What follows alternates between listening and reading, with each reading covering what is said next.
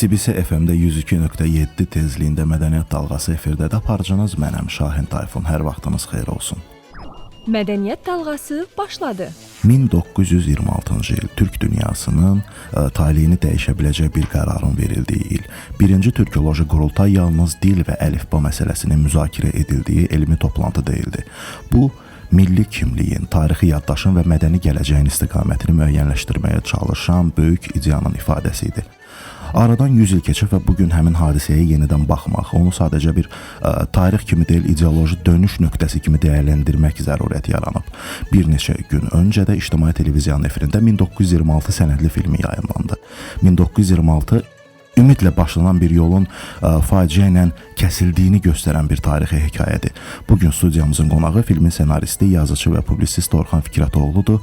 Orxan müəllimlə birlikdə 1926-cı ilin ideyalarını, əlifba üzərində qurulan kimlik mübarizəsini və 100 il sonra bu yaddaşın necə oxunmalı olduğunu göstərəcəyik, danışacağıq, müzakirə edəcəyik. Orxan müəllim, xoş eşitdik, xoş gördük sizi. Necəsiz? Çox sağ olun dəvətə görə. Siz yaxşı olun. Orxan müəllim, 1926 filmi ideya olaraq necə yarandı və bu mövzuya müraciət etməyinizin daxili səbəbi nə idi? Bir daha minnətdaram. Siz bir söz işlətdiniz, faciə və faciədən sonraki. Bəli. Bu film faciədən sonra, yəni o insanların, o azman insanların, düşünərlərin 131 delegat olub, onlardan Türkiyə nümayəndə heyətinin çıxmaq şərti ilə 4 nəfər, o cümlədən Əli bəy Hüseynzadə çıxmaq şərti ilə demək olar ki, bütün qurultay iştirakçıları sonradan Sibir çöllərində repressiya uğrayıblar, güllələniblər və bu faciənin davamı olaraq və onların əkdiyi o toxum sonradan cücərib bugünkü reallığımızı yaradıb. Əslində mənim bu mövzu ilə bağlı demək istədiklərim çox idi və onlar sizə deyim ki, bir filmə sığmadı. Bura dəvət etmişsiniz, elə burada da biz bölüşə bilərik. Tezislər şəklində mən sizə söyləyəcəyəm, amma dəyəri qiyməti siz və tamaşaçılar versin. Bizim 1000 illik tariximiz ərəblərin Fəthül-Fəth adlandırdığı İranın fəthi və o dönəmdən sonra ərəb qrafikasından yazılan mətnlərimiz, yəni 1000 illik tariximiz ərəb qrafikasında idi. Amma biz mədəniyyət olaraq, yəni etnik mədəniyyət olaraq, zehniyyət olaraq təbii ki, ərəb qrafikasında özümüzü tam ifadə edə bilmirdik. Bununla belə Füzulini, Nəsimini, Nizamini, Xaqanini, yəni dünya çaplı dahiləri yaratdıq bu qrafikada. Və birdən-birə 1926-cı ildə Azərbaycanda yeni təşkilatlanan bolşeviklər Stalinin rəhbərliyi ilə bir sifariş verdilər ki, gəlin Azərbaycanı və Türkistanı, bugün Orta Asiya adlandırılan Türkistanı, o qədim İslam, Türk mədəniyyətindən ayıraq. Bəli, bəli. Və Latin qrafikasına keçirək ki, bunların o keçmişi yadlarında qalmasın. Bax, bu bir sifariş. Stalinin məkirli siyasəti. Bu bir. Təsadüfi deyil ki, Hüseyn Cavid, Əhməd Baytursun və digərləri ərəb qrafikasında qalmağa üstünlük verirdilər. Çünki mədəniyyətimiz oradaydı. İkinci sifariş. Uemberi, siz tanıyırsınız. Turanın əsasını qoyan adam Macar Yahudisi Uemberidir. Bu İngiltərə kəşfiyyatının casusudur. Türkiyədə Rəşid Əfəndi adı altında tanınır. Onun məqsədi Turan ideyasını ortaya atmaq və Türk millətini təşkilatlandırmaq, Osmanlı imperiyasında və Rusiya imperiyasında yaşayan türkləri mərkəzi hakimiyyətə qarşı qaldırmaq idi. Çünki onlar bilirdilər türklərin şücaətini, gücünü. Bu da bir sifariş. Siz təsəvvür edin, 2 sifariş və bu 2 sifariş 1926-cı ildə Bakıda gerçəkləşir. Bununla belə mən filmin adı 1926, siz fikir verdinizsə, repressiya altında intibah qoymuşdum. Və orada Bəkir Çobanzadə, Səid Xocayev, Əli bəy Hüseynzadə və digər azman türk fikir adamları qurultayın içində yeni Türk milli kimliyini, yeni Türk ortaq tarixini və ümumiyyətlə Türk ideyasını gündəmə gətirdilər. Bəli. Bu əslində gözlənilməyən bir hadisə idi. Bunun davamı olaraq Atatürk, Mustafa Kemal Paşa 1928-ci ildə, halbuki qurultayda nə Köprülü, nə Əli bəy Hüseynzadə, nə digər 3 nümayəndə məsələyə qarışmamışdılar və nə hə demişdilər, nə yox. 28-ci ildə qəfildən Mustafa Kemal Paşa keçir Latin qrafikasına. 29-cu ildə Azərbaycan və Türkistan keçir. Ona qədər isə Türkistanda, Mərkəzi Asiya, Orta Asiyada bir cığatay əlifbası yaradılmışdı və Qara Qırğızlar, indiki Qazaxıstan ərazisi, Özbəkistan da 3 hissəyə bölünmüşdü. Onların hamısı bu cığatay əlifbasında birləşirdi. Amma onlar da keçdilər Latına. Və 10 ildən sonra Stalin anladı ki, Atatürk və Türkistan, o cümlədən Azərbaycan artıq eyni zehniyyatda şəkillənir və şəkillənə bilər. SSR-nin tərkibi isə Slavyanlardan və Türklərdən ibarət idi. İkinci qüvvə, SSR-nin daxilində olan qüvvə əgər zehniyyat baxımından və millətçilik baxımından təşkilatlanırsa, bu əlbəttə SSR-in parçalanması deməkdir. Və pan-turkist, pan-islamist damğası altında 37-ci ildən başlayaraq repressiyalar həyata keçirildi və 39-cu ildə İlminskinin Kiril əlifbasına keçirildi. Azərbaycanda Kiril əlifbası bir şəkillənmədə idi. Mərkəzi Asiyada, Orta Asiyada, Türkistanda başqa şəkillənmədə idi. Qırğızların bir əlifbası var, Özbəklərin bir əlifbası. Yəni tamamilə bir-birinə bağlantını tam kəsmişdilər. Hansı dildə yazırsansa, hansı dildə yazışırsansa, o dildə də düşünürsən. Bəli. Hansı əlifba ilə işləyirsənsə, o əlifbada da anlaşırsan. Bax, bugün Türk Dövlətlər Birliyi, ümumiyyətlə bugün Türksoy və digər təşkilatların ortaq dili təəssüf ki, son illərə qədər rus dili idi. Bax, bu həmən o Stalinin, İlminskinin həyata keçirdiyi siyasətin nümunəsi idi. Və mənim filmim, mənim çəkmək istədiyim və mənim demək istədiyim nədir? Yəni, sujet xətti olaraq. Azman fikir adamları əlifba birliyinə görə qurban oldular, şəhid oldular.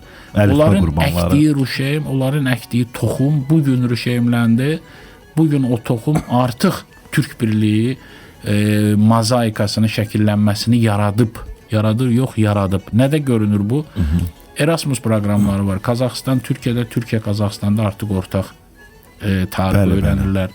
Artıq Qarabağda Özbəkistan, Qırğızistan, Qazaxıstan, Türkiyə əməli işlər görür.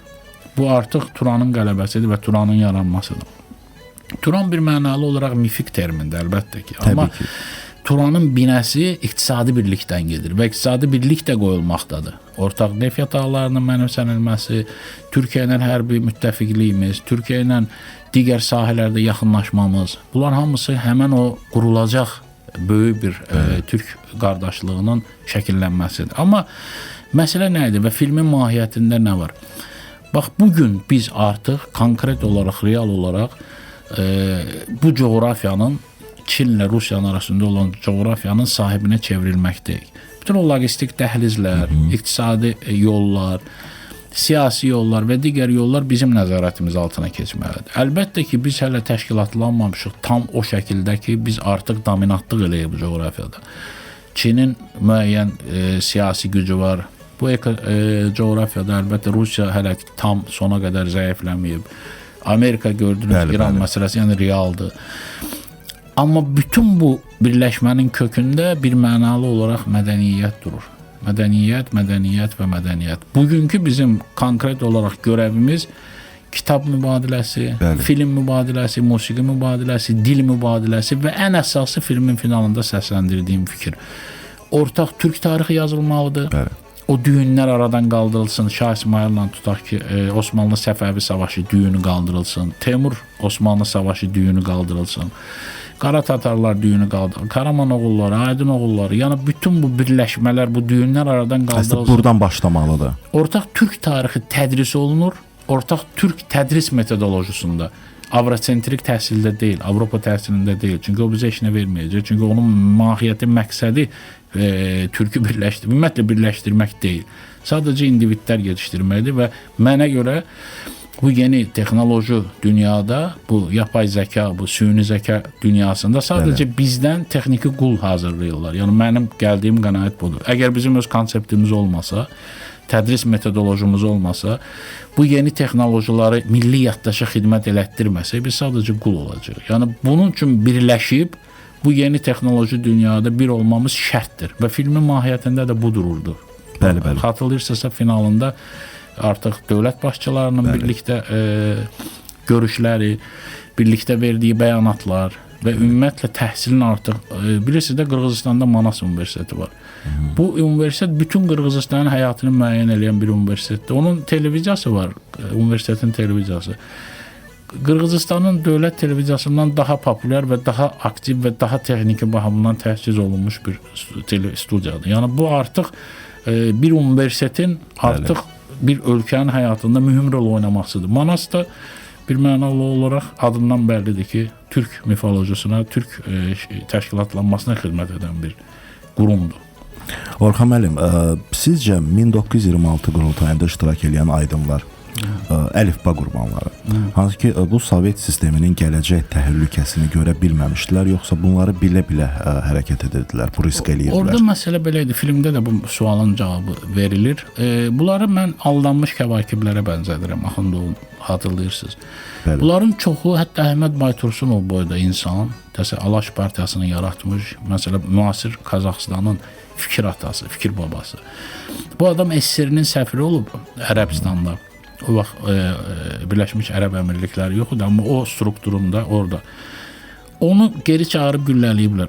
30 il Ərəbistan heç kimi səfir kimi qəbul eləməyib. O Baytursunovun ağlına görə və onun o keyfiyyətlərinə görə. Əhməd Baytursun, Nərman Nərimanov, Tinistanov, Bəkir Çobanzadə, bilirsiniz mi nə boyda insandır? Bəkir Çobanzadə bir ölkədir. Bir adam, bir ölkədir. Onların çoxu təəssüf ki, o Leninin xalqlar öz müqəddəratını həll edəcək tezisinə inanmışdılar. Əslində Trotskinin xalqların öz müqəddəratını həll etmək konsepti işlək idi. Yəni o aktual idi o da. Kominterni yaratmaq istəyirdi deyə, o aktual idi və işlək idi və bir çoxları ona inanmışdılar, amma hamısı Ruhullah Axundov, Səməd Ağamalıoğlu, Ayna Sultanova, bunların hamısı o qurultayda türk olduqlarını və türkə xidmət etdiklərini sübut edirlər. Ruhullah Axundov bir mənalı Azərbaycanın birinci katibi olmuş, ermənilərin içində yeganə Azərbaycanlı idi Bağırova qədər. Bəli. Ruhullah Axundov tutulana qədər heç bir Azərbaycanlını Stalin Ruhullah Axundova görə Bağırov xüsusilə qorxusundan həbs elətdirə bilməmişdi. Birinci Ruhullah Axundovu tutdular. Ruhullah Axundov əlbəttə mənim Orxan Fikrətoğlu olaraq sevmədiyim dövrün və xəttin adamıdır. Bəli. Nərimanov da elə. Amma onların qurultayda türkçülüklə bağlı söylədikləri tezislər və türkçülüyə xidmətləri mənim tərəfimdən təbii ki, belə sevinclə qarşılanır. Çünki onlar o milli kimliklərini itirməmiş insanlar idi və bunları allanılmış insanlar deyə bilərdik. Amma bununla belə Hüseyn Cavid var idi. Cavid əfəndi ərəb qrafikasında qalmamızın tərəfdarı idi və həqiqətən qurban deyildi, şəhid idi. Məsələn, Hüseyn Cavid 37-ci ildə repressiyaya uğramış şəhiddir. Çünki o savaş adamı idi. Amma müşfiq qurbandı. Məsələn, Baytursun şəhid idi, çünki o savaşdaydı. Nə Baytursun, nə Hüseyn Cavid Latin qrafikasına keçməyin tərəfdarı deyildilər. Biz filmdə Latin qrafikasının dominant olmağını önə çəkmirik. Biz faktı göstəririk. Bu məsələ belə olmuşdu. Ortaq düşüncə olmalıdır, ortaq dil olmalıdır. Bəli, əsas məsələ orada Sabaçkinin söylədiyi fikirdir. Mən onu çox qəbul. Baraxov da söylüyor, Yakut türküdür. Deyir ki, Sabaçki, mənim soyadım Ruslar mənə verib, o bir heyvan adıdır. Amma mən burada bildim ki, mən kiməm? Mən türkəm. Bəli. Mən türkəm. Və bu çox mühüm məsələdir. Baraxovun söylədiyi isə xüsusi siyasi məsələdir. Filmdə xatırlayırsınızsa. Baraxov deyir ki, mən müsəlman deyiləm. Ona görə ərəb qrafikasında yazmıram. Mən buddisəm də yəni. Amma mən adım İvandır. Familiyam da Baraxovdur. Mən siyasi kimlik olaraq kiməm deyə sual verirəm bu qurultaya. Buna nətər Stalin necə cavab verməliydi? Yəni bu ölkənin parçalanması deməkdir. Dövlətlər qurmuş. Elə ancaq Azərbaycan türkləri ona yaxın ərazidə dövlət qurub. Ağqoyunlu, Qaraqoyunlu, Səfəvi, Afşar və Göytürklərə qədər yəni. Dövlət quran xalqlardır. Bunları sən ancaq yuxuda saxlayıb idarə eləyə bilərsən. Bu ayılan kimi dövləti quracaq. Çünki 3 dənə özbəyi, 3 dənə Azərbaycanlını burax bir çölə. Dövlət yaddaşları var. Teymur yaddaşı var. Uzun Həsən yaddaşı var. Bu elə belə deyil. Şah İsmailin yaddaşı var bunda. Bu qılıncla yenib dövlətin quracaq. Yəni bu buna qadir bir xalqdır. O alladılmış insanlardır. Belə deyil. Orxan müəllim, bu film artıq bir elmi mühitdə rezonans doğurub. O cümlədən Qazi Universitetində təhlil olunub və TRT Avazda yayımlanacaq və digər də bir neçə Türksoyda yayımlanacaq. 1926-nın digər türk dövlətlərində nümayişi və ya geniş auditoriyaya çıxışı ilə bağlı bir konkret planlar varmı?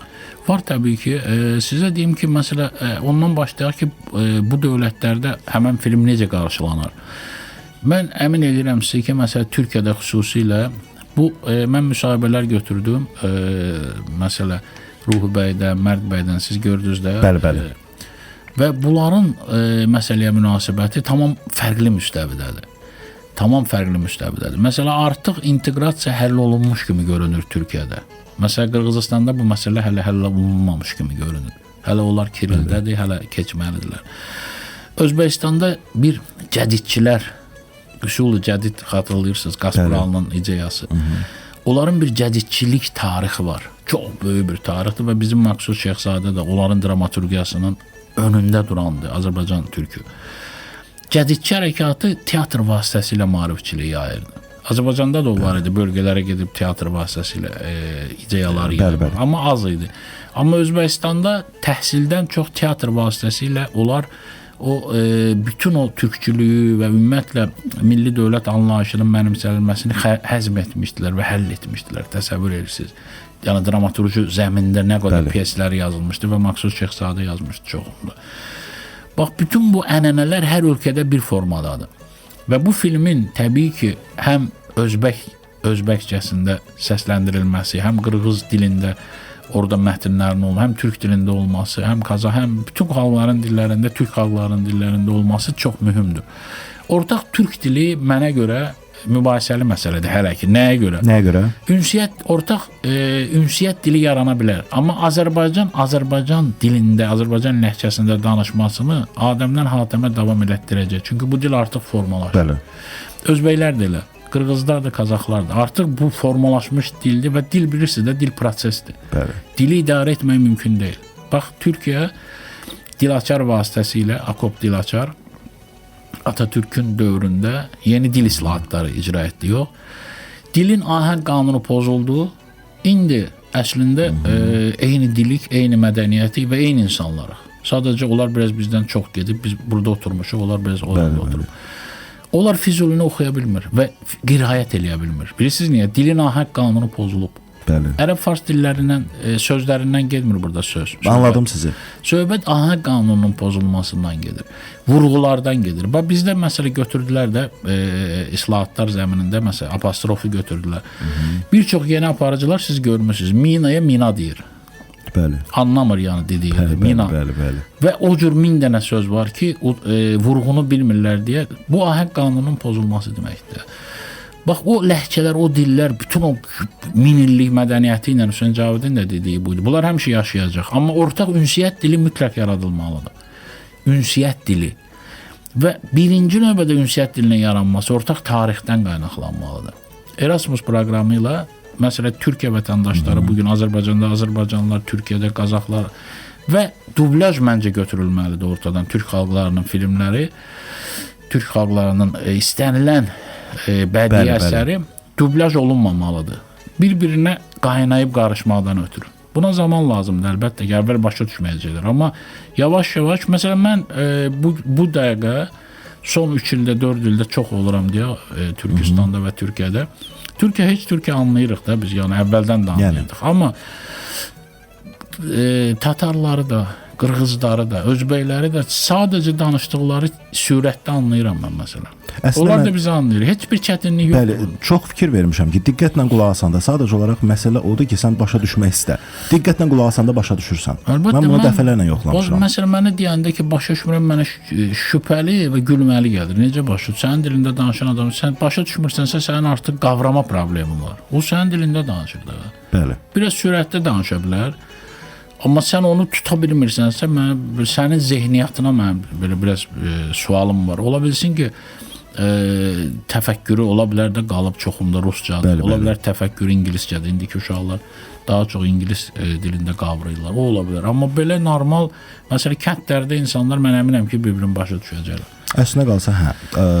Və bir şey deyim ki, əslində qalsa dili başa düşmək üçün öz dilimizi bilməliyik. Bir mənalı olaraq öz dilimizi bilməliyik. Yəni öz dilimiz çox bəzən çox insan var ki, gəlir ki, mən filan dili öyrənmək istəyirəm, amma mən onu öyrənə bilmirəm. Nəyə görə öyrənə bilmir? Çünki bu danışıq öz dilimizi bilmir. Məsələn, mübtədanın, xəbərin və yaxud da ki, digər şəkilçilərin yerini, da ilə dəni necə ayırmaq lazımdır, harda bir yerdə yazılmalıdır, bunları bilmir və buna görə də o xarici dili də öyrənə bilmir. Çünki öz dilini bilmir. Orxan müəllim, Azərbaycan Milli Kitabxanasında keçirilən yubiley konfransı göstərdi ki, qurultay artıq yalnız akademik mövzu deyil və bu sizcə cəmiyyət üçün bunu necə canlı, aktual saxlanılmalıdır davamlı olaraq? Bu əslində çox şaxəli bir sualdır. Yəni bunun cavabı da çox şaxəlidir. Mənə elə gəlir ki, bu təhsildən başlamalıdır.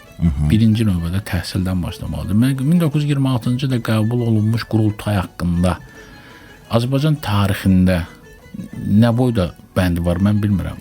Varmı, yoxmu, onu da bilmirəm. Təhsil sistemi ümumiyyətlə bax bu 26-cı il qurultayını bir Türk xalqlarının birləşməsi yolunda atılmış ilk addım kimi dəyərləndirməlidir. Elmi halə, yəni Milli Elmlər Akademiyası araşdırmalar aparmalıdır. Kimlər gəlmiş? Sizi inandırım ki, nə Elmlər Akademiyasından, nə digər strukturlardan mən yardım, kömək ala bilmədim bu filmi eləyəndə. Yəni onların çoxunun bilgisi yox idi haqqda. Mən onlara bilgi verirdim, çünki mən bunu uzun müddət araşdırmışam. Məsələn, ancaq Türkiyədə 8 dəqiqə qalıb arxiv materialı, Azərbaycanda 6 dəqiqə. O 2 dəqiqəni də alıb Azərbaycana gətirsək, bu bizim böyük işimiz olacaq. Amma arxiv materialı da bir Alman çəkib Rusiyanın sifarişi ilə. Amma mən əminəm ki, Rusiyanın müəyyən strukturlarının arxivlərində olmalıdır. Bu material sona qədər var. Əvvəldən axıra qədər var. Məsələn, türk dilində stenoqramma qalmayıb. Azərbaycan dilində stenoqramma yoxdur. Yandırılıbmı? 37-ci ildə yox edilibmi bilmirəm. Amma rus dilində stenoqramma qalıb və orada da hər şey səhvdir. Məsələn, İrandan göstərilir ki, Naxçıvan nümayəndə heyətinin tərkibində bir nəfər gəlib Şəbustari, yəni Cənubi Azərbaycandan. Amma Əli bəy Sözadənin gündəliyində 20-yə yaxın Cənubi Azərbaycanlının qurultayda iştirak etməyindən danışılır. Bəli. Bu artıq 131 nümayəndə heyəti deyil, artıq 151 nümayəndə heyətinin olması deməkdir. Çox doğru da yəni fərqli yanaşmalar, münasibətlər. Məsələn, Tinistanov fərqli məlumat verir. Baytursun fərqli, Qalimjanov fərqli. Yəni ortaq bir sənədləşmə yoxdur. Bir kitab yazılıb deyəsən bir alim tərəfindən. O da məncə subyektivdir. Yəni tam sona qədər araşdırılmış deyil. Əlbəttə elmi müstəvidə bu məsələ gündəmə gətirilməlidir. Media bunu gündəmə gətirməlidir. Media çox mühümdür, amma son zamanların mediası sizə də bəllidir ki, mən sadəcə sarı media ovqatında olan bir şey. Yəni bunların dərin təhlil etmə, analitik təhlil materialları gedən bir mən tanımıram. Varmı elə bir sayt var, bilmirəm, var, yox. Açığı son zamanlar mənim də qabağıma çıxmır. Mənim çıxmır. Yəni artıq o təhlilçi jurnalistlər də elə pis çıxmasın biri mən. Yəni hamımız hərəmiz bir sahədəyik artıq. Yəni o təhlil, analitik təhlil qabiliyyətinə malik ümumiyyətlə çox nadir insanlar olur mediada. Sanki bu kiməsə miras qoyulmayıb. Bəli, və yetişmədi. Bizdən sonra gələnlər yetişmədi. Biz tutaq ki, müəyyən mənada o məlum kanalda işləyəndə eləyirdik, məsələn, tutaq ki, mən də digərlər də, yəni mənim o dönəmdə bir yerdə işlədiyim adamlar. Amma son zamanlar yoxdur belə. Analitik təhlil ümumiyyətlə bu mövzu deyil, bütün mövzuları istənilən mövzudur, bəli. Və bu çox mühümdür. Yəni sualınızın konkret cavabı odur ki, həm elm, həm media, həm ümumiyyətlə təhsil bir mənalı olaraq artıq bunu ciddi populyarlaşdırmalıdır. Çünki bu bizim bir dönüş nöqtəmizdir. Bugünkü Türk Birliyi, Şuşa bəyannaməsinin imzalanması, hamısının kökü orada qoyulubdur. Oradandır, hər şey oradandır. Orxan müəllim, mövzudan kənar sizə bir sual vermək istəyirəm. Əslində qalsa tam olaraq mövzudan kənarda deyil. Yəni bunu birləşdirmək olar. Sadəcə olaraq mənə çox maraqlıdır sizin fikriniz. Hazırda, günümüzdə televiziyalarımızda, radiolarımızda hansı tip verilişlərə ehtiyac var? Əlbəttə ki, çox istəməzdim, yəni özüm də indi ictimai televiziyada da varam, mən bilirsiniz və tərəf olmayım deyə bir mənalı olaraq ümumi danışacağam. Ümumiyyətlə elektron mediadan danışacağam.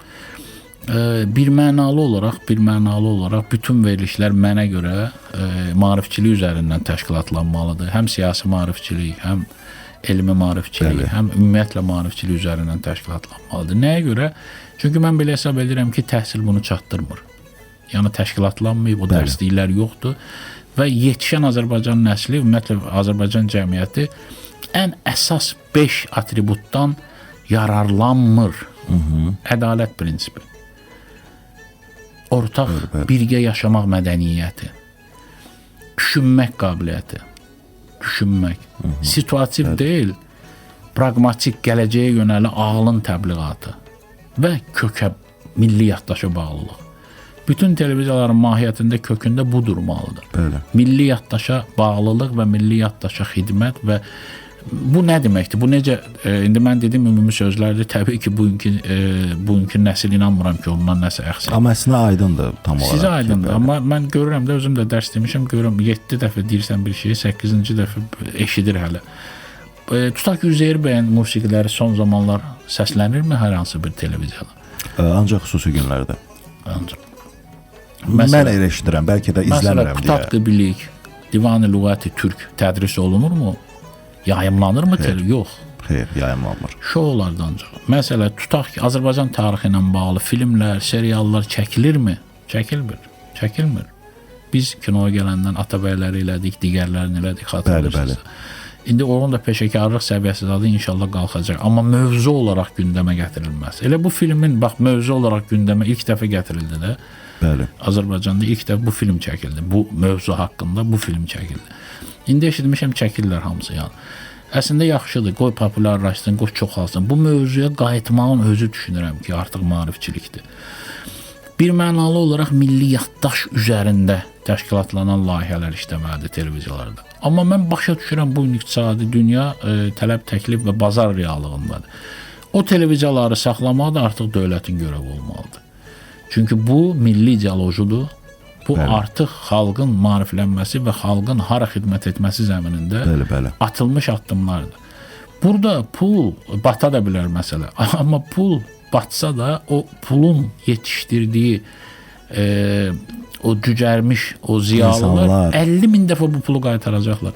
Bir nəfər Lütfüzadə məsələn Azərbaycan hər hansı bir ölkənin iqtisadiyyatından böyükdür də, çünki onun ağlı var.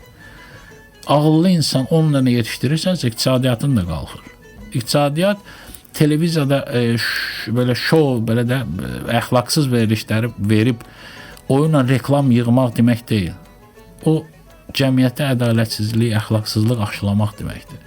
Amma sən ağıllı insan yetişdirirsənsə, ağıllı auditoriya yetişdirirsənsə, məsələn, mənim öz başıma gəlib, deyimsə, məsələn, Zorxana mən layihəsi aparıb, təbii ki, bu siyasi pamflet idi, satirik bir layihə idi. Amma bu həmişə reytingi 21 falan, yəni xəbərlərin özündən belə çox reyting verirdi. Və bir gün bunun reytingi 2-yə 3-ə düşdü.